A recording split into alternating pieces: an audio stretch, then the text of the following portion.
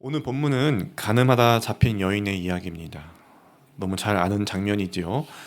그런데 이 이야기는 단순한 사건의 기록이 아닙니다. 복음이 어떻게 사람의 삶 한가운데서 역사하는지를 보여주고 있는 이야기인데요. 한 여인과 예수님이 있습니다. 죄와 정죄와 두려움이 섞여 있는 자리에서 예수님이 침묵하십니다. 그리고 그 침묵 속에서 입술을 여시고 하나님의 마음을 들려주십니다. 예수님은 죄를 모른 채 하지 않으셨습니다. 예수님은 죄의 현실을 누구보다도 잘 아시는 분이셨죠. 하지만 정죄 대신 예수님은 생명을 주시는 분이십니다. 그게 복음의 핵심이죠. 심판이 아니라 회복, 그것이 예수님의 길이었습니다. 오늘 우리 시대를 보면 어떻습니까? 많은 말들이 넘쳐납니다. 진심으로 듣는 귀가 점점 사라지고 있는 시대입니다. SNS에서는 하루에도 수많은 말들이 올라오고 오고 가고 있지만 사람들의 말 속에서는 이해보다는 평가, 공감보다는 논쟁들이 앞서는 것을 우리 많이 볼 수가 있습니다. 한 문장, 한 장면으로 그 사람의 전체를 판단하기도 합니다. 돌 던지는 문화가 너무 익숙해져 있는 현대 사회입니다. 끝까지 들어주기보다는 내가 옳다, 나 자신이 더 분명하다라는 확신으로 듣는 귀가 많아졌습니다. 하지만 오늘 본문에 등장한 예수님의 귀는 달랐습니다. 예수님은 세상의 함성과 큰 소리에도 불구하고 그 가운데서 늘 아버지 하나님의 음성을 들으셨고, 비난과 조롱 속에서도 하나님의 뜻과 계획 가운데 걸어 나가셨습니다. 오늘 우리가 그랬으면 좋겠습니다. 오늘 우리가 회복해야 할 것도 바로 이 예수님의 귀인 것이죠. 정죄가 아닌 복음으로 듣는 귀, 판단이 아닌 은혜로 반응하는 마음, 오늘 말씀을 통해서 그 마음을 함께 구하며 나아가기를 바랍니다. 예수로 듣고 예수로 반응하는 귀, 그 귀가 오늘 우리에게 다시 열리는 그런 시간이 되기를 소망합니다. 오늘 이 8장 사건은요, 사실 요한복음 7장에서의 긴장이 계속해서 이어지고 있는 것인데요. 7장 후반부에 보시면 대제사장들과 바리새인들이요, 경비병을 보내서 예수님을 잡아오라고 하고 있는데, 그런데 병사들이 뭐라고 하고 있냐면 7장 46절에 보면요, 아랫사람들이 대답하되 그 사람이 말하는 것처럼 말한 사람은 이때까지 없었나이다. 여러분, 여기서 경비병들이 말하는 그 사람이 누굴 말하는 것이죠? 예수님을 가리키시는 거죠. 경비병들은 예수님처럼 지금까지 말하는 사람들을 자신이 보지 못했다라고 지금 예수님을 그렇게 옹호하고 있는 것입니다. 그런데 이에 대해서 바리새인들이 발끈하면서 계속 이어서 47절부터 49절까지 이렇게 말하는데요. 바리새인들이 대답하되 너희도 미혹되었느냐? 당국자들이나 바리새인 중에 그를 믿는 자가 있느냐? 율법을 알지 못하는 이 무리는 저주를 받은 자로다. 그때 밤에 또 이어서 예수님을 찾아왔던 니고데모도 조심스럽게 말하는데요. 51절입니다. 우리 율법은 사람의 말을 듣고 그 행한 것을 알기 전에 심판하느냐? 니고데모가 지금 하는 말이 무슨 말이죠? 예수님의 말하는 거 듣고 그 행하는 것을 알기 전에 심판하냐는 말이죠.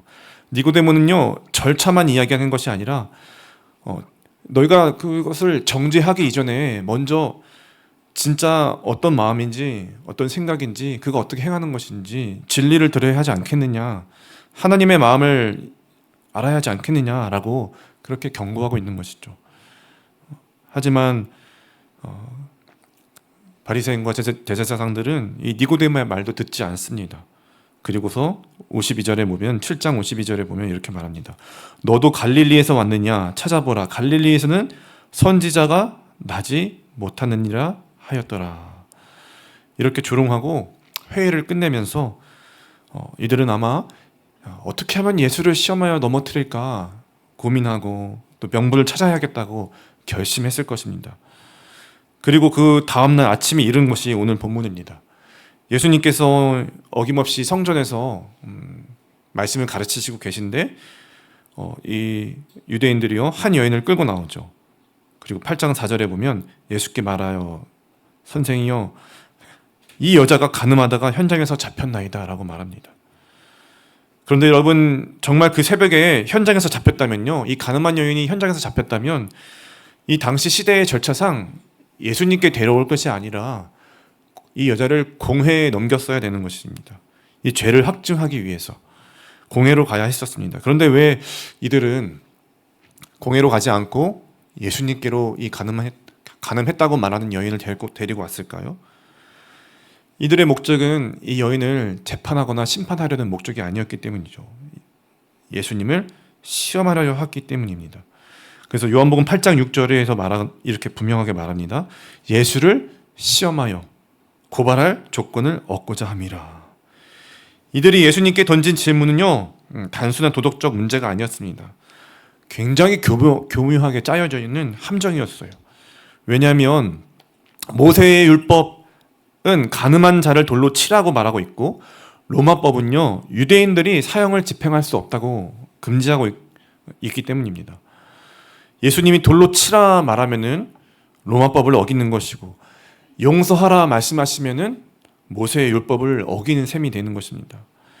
그러니까 예수님께서 어떤 대답을 하시던 덫에 걸리는 것이었죠. 그래서 이들의 목적은요, 예수님으로부터 진짜 정답이 무엇인지를 듣고자 하는 것이 아니라 예수를 시험하여서 넘어뜨리고자 하는 것이었죠. 그들은, 이 대제사장들과 바리새인들은 율법을 글자 그대로 들었지만 그 율법 안에 담긴 하나님의 마음을 알지 못했습니다. 율법을 문자적으로만, 귀로만 들으면 여러분 어떻게 되는 것이죠? 이들과 같이 사람을 정죄하고 또 사람을 시험하게 하는 것이죠. 하나님의 마음으로 들어야 됩니다. 하나님의 마음으로 들리면 우리 사람을 살릴 수가 있는데 이들은 그렇지 못하고 있는 것이죠. 예수님이 가장 슬퍼하셨던 게 바로 이것입니다. 말씀을 누구보다 잘 아는 자들이요, 말씀을 가르친다는 자들이 말씀의 주인을 알아보지 못했다는 사실입니다. 이들은 진리를 연구하는 자들이었지만 정작 진리이신 예수님을 정죄하려고 하고 있는 것입니다. 시험하려고 하고 있는 것입니다. 사랑하는 여러분, 혹시 오늘 우리도 그럴 때가 있지 않습니까? 누군가의 말 한마디에 내 마음이 요동치고 기도보다 판단이 먼저 나올 때가 많이 있습니다. 왜 저래? 라는 말이 먼저 나올 때가 있습니다. 그 다음에서야 주님, 제 마음을 다스려 주옵소서, 그런 기도가 나올 때가 있죠. 그런데 예수님은 어떻게 듣는다는 것이죠? 그 가운데서 하나님의 마음을 듣고 있다는 것이죠. 말의 표면보다, 감정보다 영혼의 소리를 듣고 있다는 것입니다. 그래서 예수님은요, 마가복음 4장 24절에 보면 들을 귀 있는 자는 들으라 말씀하셨습니다. 마가복음 4장 24절에 보면 너희가 무엇을 듣는가 스스로 삼가라. 너의 헤아리는 그 헤아림으로 너희가 헤아림을 받을 것이며. 다시 말해서 우리가 어떻게 듣느냐가 인생의 결실을 결정한다는 것입니다. 율법의 귀로 들으면 사람을 정죄하게 되고 예수의 귀로 들으면 그 사람을 품게 되는 것이죠. 예수로 듣는 귀는요, 그냥 단지 세상의 소리, 세상의 말, 그것을 무시하거나 가볍게 여기는 것이 아니라, 상대방의 말과 소리를 가볍게 여기는 것이 아니라 그 속에서, 그 말 속에서 하나님의 마음과 하나님의 뜻을 분별해내는 귀라는 것입니다. 그래서 속상함에도 불구하고, 힘겨움 속에서도 불구하고 그 속에서 복음의 메시지로 듣는 것이죠. 오늘 우리는 예수의 귀를 가지고 듣고 있습니까? 누가 뭐라고 해도 오늘 우리는 그 속에서 하나님의 마음과 뜻을 분별할 수 있어야 할 것입니다. 사랑하는 여러분, 여러분은 오늘 주변의 말소리들을 어떻게 듣고 계십니까? 여러분들은 주변의 말소리들을 들을 때에 내가 알고 있는 지식과 율법의 귀로 듣고 계십니까? 아니면 예수님이 들으시는 예수님의 마음으로 듣는 그 귀로 듣고 계십니까? 주님의 마음으로 듣는 귀가 우리의 삶에 정죄가 아닌 생명을 가져올 것입니다.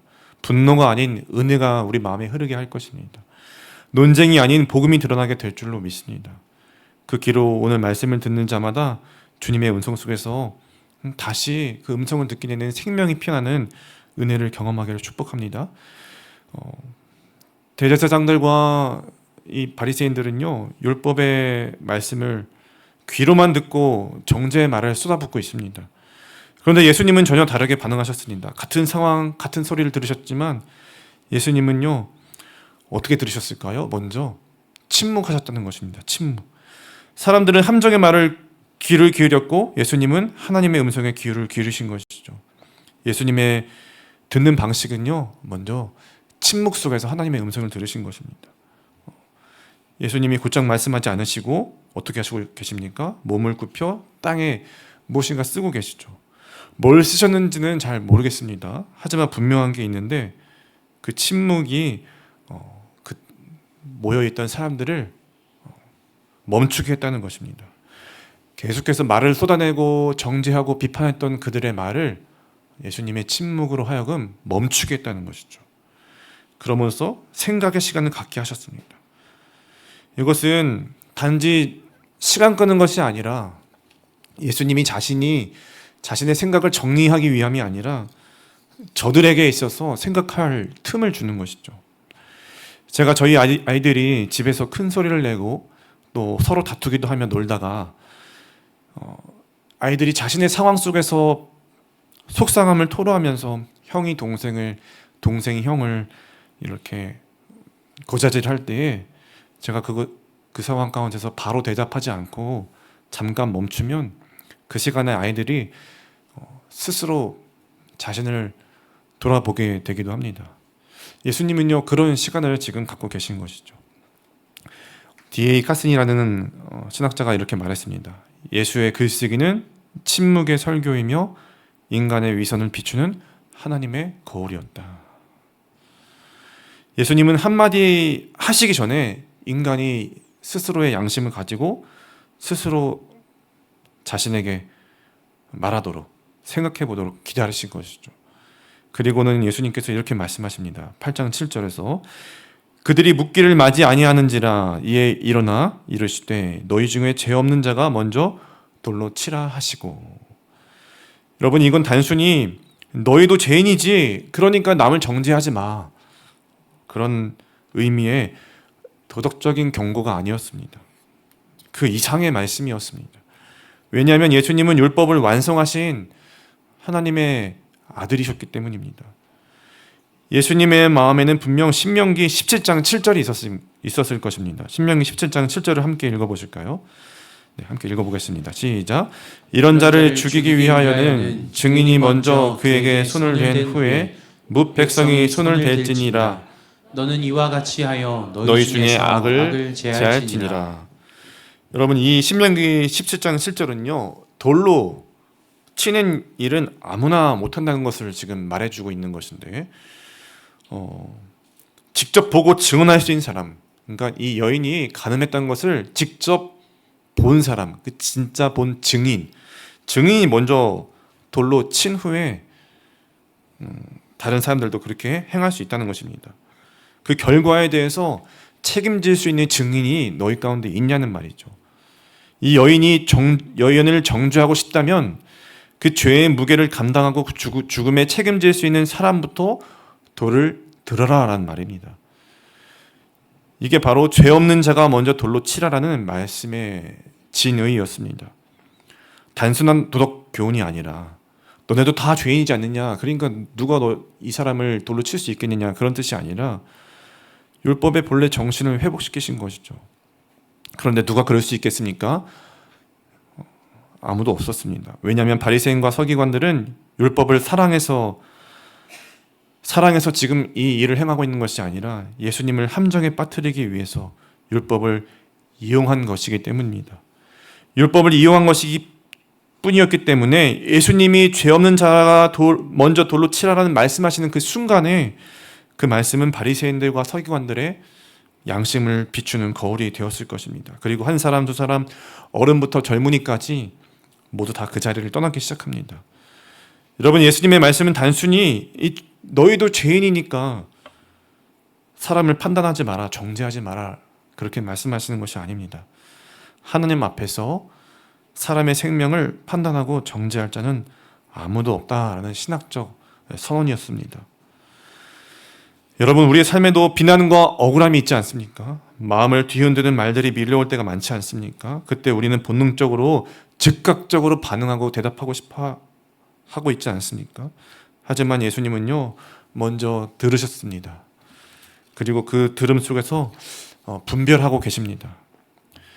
어떤 분별하고 계셨습니까? 예수로 듣는다는 것은요, 아까도 말씀드렸지만 세상의 말을 그냥 가볍게 여기거나 무시하는 것이 아니라 그 세상의 소리 속에서 하나님이 내게 하시는 말씀을 찾는 일입니다. 그 세상의 소리를 세상의 소리로 듣는 것이 아니라 하나님이 내게 하시는 말로서 분별해서 하나님의 말씀으로 듣는 것입니다. 그래서 예수로 듣는 사람은요, 상대에 대한 정죄가 아니라, 세상에 대한 정죄가 아니라 오히려 자신이 마음을 돌이키는 회개의 자리로 나아가게 되는 것이죠. 그러면 우리가 예수처럼 듣는다면, 예수로 듣는다면 우리의 삶은 어떻게 달라질 수 있을까? 그 답은 곧 이어지는 장면에서 나오고 있습니다. 모두가 떠나가고 성전 뜰에는 이제 예수님과 여인 두 사람만 남았는데요. 10절에서 예수님이 물으십니다. 여자여, 너를 고발한 그들이 어디 있느냐? 너를 정죄한 자가 어디 있느냐? 여인이 대답합니다. 없나이다. 그때 예수님이 말씀하십니다.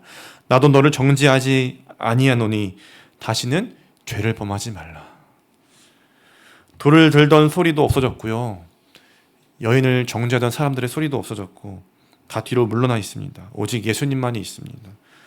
여인을 정죄할 자격이 있는 분, 단 한 분, 예수님만이 지금 남아 있습니다. 그분은 여인의 죄를 누구보다 잘 아셨습니다. 그런데도 예수님은 돌을 들지 않으셨다는 거예요. 왜일까요? 죄를 가볍게 여기서가 아닙니다. 그 죄를 대신 지실 분이시기 때문이었던 것입니다.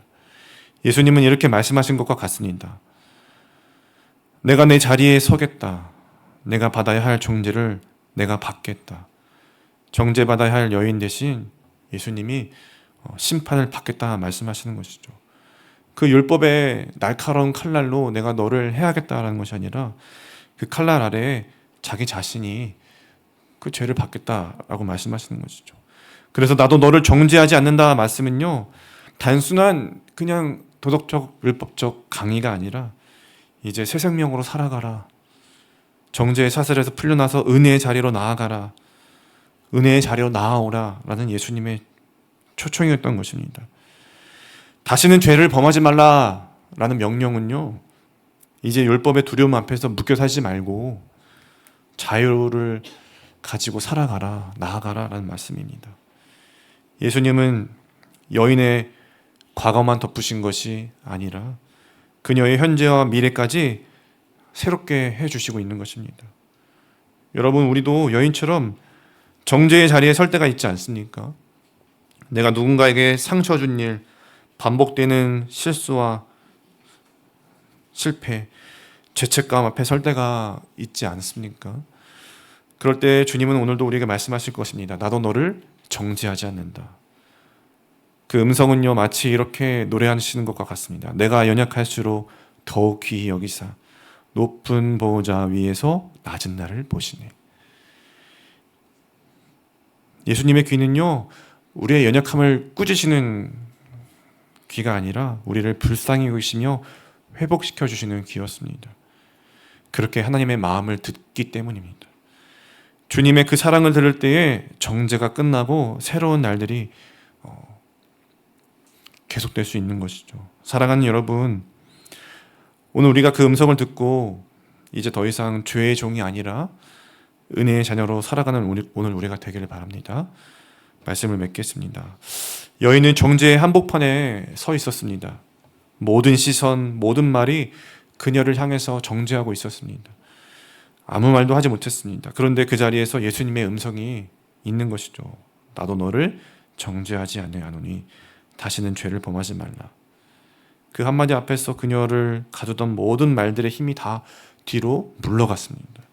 죽음과 정죄의 공포에서 벗어나는 은혜를 경험하게 되었습니다. 사랑하는 여러분, 혹시 지금 여러분들은 정죄의 말에 묶여있지 않으십니까? 반복되는 실패 앞에서 스스로 나 자신을 미워하고 계시지 않으십니까? 사람들의 시선이 무겁게 내려앉아서 힘겨운 삶을 살고 계시지는 않으십니까? 주님이 오늘 우리에게 말씀하실 것입니다. 나도 너를 정죄하지 않는다. 내 수치를 내가 덮었다. 이제 내 사랑으로 일어나라.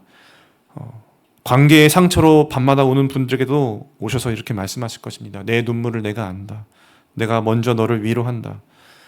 보이지 않는 죄책감에 눌린 분들이 계시다면 내 죄를 내가 담당했다. 너는 이제 은혜의 자녀다. 라고 말씀하실 것입니다. 버거운 일상과 책임 속에서 지친 부모님들이 계시다면 수고하고 무거운 짐진 자들아 다 내게로 오라. 내가 너희를 쉬게 하리라 말씀하실 것입니다. 여러분, 이렇게 모든 상황 속에서 모든 말들 속에서 예수로 들으면 우리의 삶이 자유로워질 것입니다. 주님은 여인에게 다시 시작할 새로운 삶을 허락해 주시고 있습니다. 예수님의 귀로 우리가 들을 때에 예수님의 사랑을 음성을 들을 수 있습니다.